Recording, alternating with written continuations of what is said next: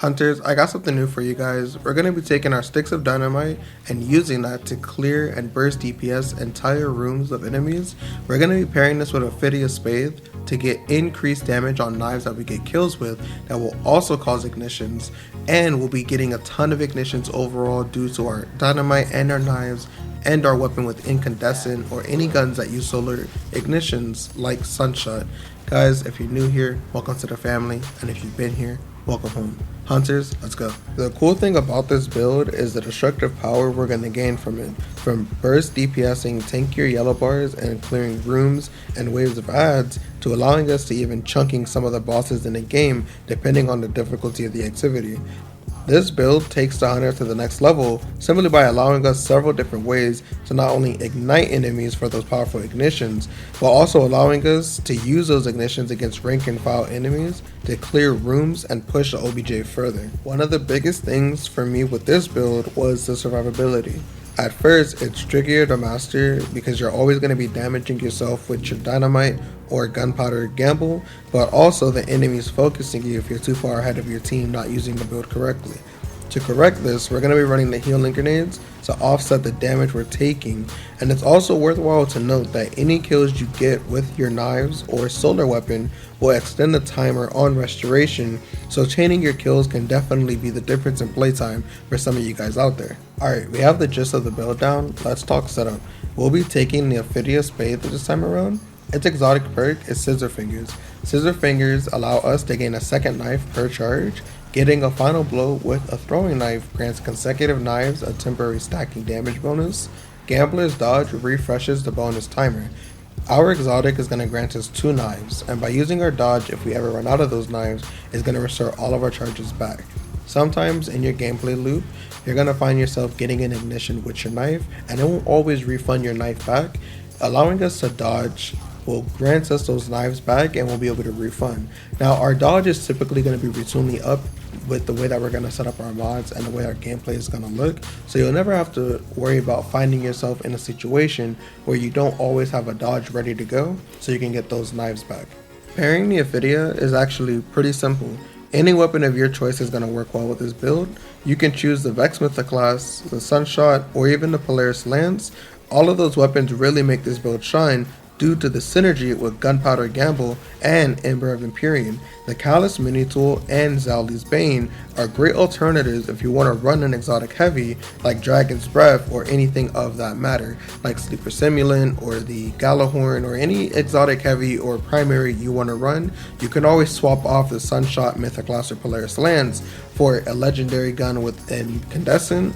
That way you can free up that exotic slot to run elsewhere. In my gameplay, you're going to see that I'm running the Scatter Signal and the Doomed Petitioner, both guns introduced in Season of the Wish.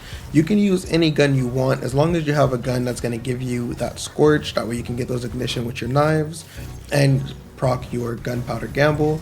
Mixing and matching, I was running grenade launchers, I was running machine guns, whatever you find to work for whatever activity you're doing, anything really works. I even used the Callous Mini Tool and the Zali's Bane so I could run Dragon's Breath when I was doing dungeon runs and master raids and Grandmaster Nightfalls. You have the versatility with this build to really mix and match what you want to do to get your activities done. Now, taking a dive into our subclass. For this, I'm going to be running Blade Barrage. I personally didn't really see a reason to run Golden Gun. Golden Gun is fun, don't get me wrong, but I just think Blade Barrage kind of fits the narrative of the build. But if you guys want to run Golden Gun, you're more than welcome to do so. That's just my personal preference. The abilities that we're going to be running is Gambler's Dodge, that way we can recharge our melee ability when doing a dodge near enemies. The jump is up to you. I love my triple jump, so I'm running triple jump. We're going to be running the weighted throwing knife and the healing grenade, that way we can proc our restoration. Now, if you throw a healing grenade and you start getting kills, you'll start proccing the restoration and keeping your restoration up longer. That's going to help with the survivability because, like I said, when you throw your dynamite, the blast radius is kind of big, so you'll more than likely take damage from it. And that was one of the hiccups that I ran into as I was playing with this build. So running a healing grenade, keeping your restoration up, makes the build feel 10 times nicer. For our aspects, we're going to be running Gunpowder Gamble. Defeating targets with solar abilities, solar debuffs, and solar weapons allow us to charge up an improvised solar explosive, which is going to be our dynamite. And we're going to be running Knock Him Down. Your solar supers are enhanced. Deadshot Golden Gun has damage resistance, Marksman Golden Gun has increased duration, and Blade Barrage launches more projectiles, while Radiant Final Blows with your equipped throwing knife fully refund your energy. So what this means is our Blade Barrage is going to have more knives that detonate doing damage, and while we're Radiant, if we get a kill with our throwing knife, it will fully refund our melee energy. However, if you ignite an enemy and the ignition kills the enemy, you will not always get your fully refunded knife back. So that's why we're going to have our dodges up, so we won't have to worry about that too much. For our fragments, we're going to be running Ember of Benevolence. Applying Restoration, Cure, or Radiant to allies grants increased grenade, melee, and class ability regeneration for a short time. Ember of Singeing, your class ability recharges faster when you scorch targets. Ember of Torches, powered melee attacks against combatants make you and nearby allies radiant. And Ember of Empyrean, solar weapon or ability final blows extend the duration of restoration and radiant effects applied to you. For our mods and stat distribution, we're going to be focusing into resilience, grenades, mobility, recovery, strength, and an intellect. For me, I had to focus into resilience, strength, and recovery, and that's just because of how my gear played out, but however you guys want to build your stat distribution will work for you and your playstyle. For our mods on the helmet, I ran with Heads On and Thermodynamic Siphon, which just allows solar final blows and stasis final blows to create you orbs of power. For the gauntlets, we're going to go with Fastball, Impact Induction, and Heavy Handed. For our chest piece, we're going to go with Arc Resistance, Solar Resistance, Void Resistance. I typically run one of each, that way I can do any activity because you really never know what you're going up against.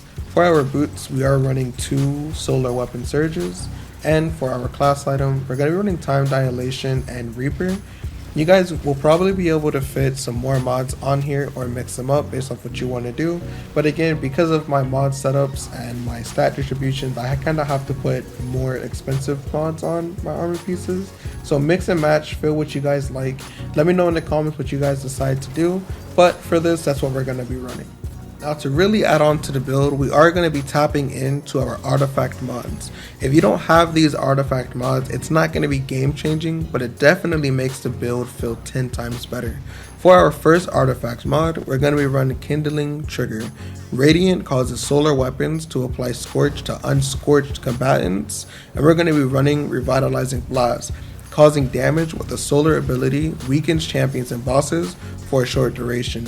So throwing that stick of dynamite, throwing that knife and getting the ignition will actually debuff the target for you and your allies to do increased damage.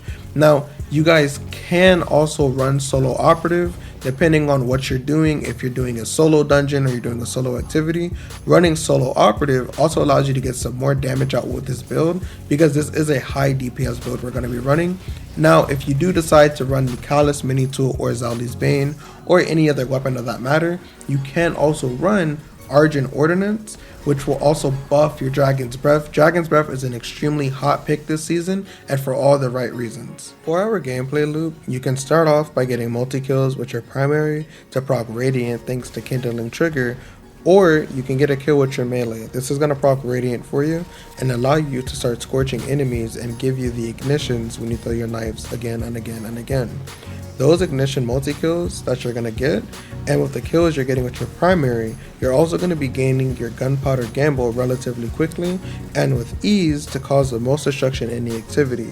Essentially what you want to be doing is constantly clearing out ads with your ignitions, your knives, your guns, and each kill that you get is going to feed into gunpowder gamble, and you can throw that out. The hitbox is pretty big, so just shooting near it or at it will cause the ignition. Again, just be careful because you will find yourself damaging yourself more than the enemies, but as you practice it using fastball with our gauntlets, you're going to find yourself throwing it out, shooting it at the right time, and clearing out waves of enemy, and even chunking those champions, those yellow bars, doing a little bit more damage to those bosses. When you find yourself doing master raids with this build, or even grandmaster nightfalls, you'll notice your knives won't be doing much killing, but instead igniting constantly, which is definitely okay.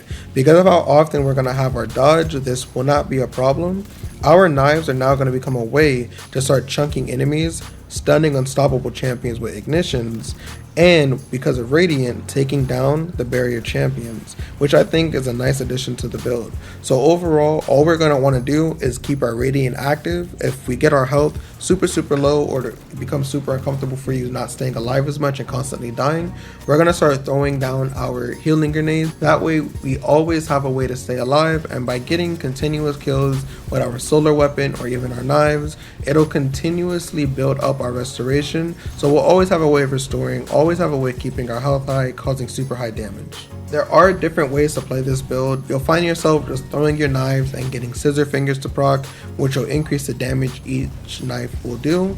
Or you'll find yourself throwing your healing grenade first and then chaining your kills and abilities. That way your restoration is always high, so you're not taking too much damage. But then you'll also have the playstyle of where you're just throwing out constant sticks of dynamite and causing complete mayhem for everybody in your activity, which there's no problem with. There's definitely a ton of ways to run this build.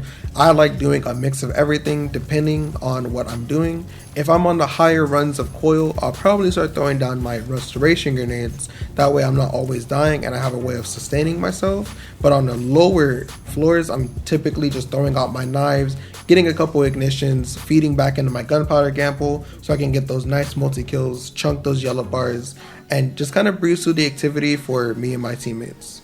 That's all I have for you guys today. This is a nice hunter build that I think builds into the Wild West and ninja-like fantasy by allowing us to spam knives and hurl dynamite to clear rooms.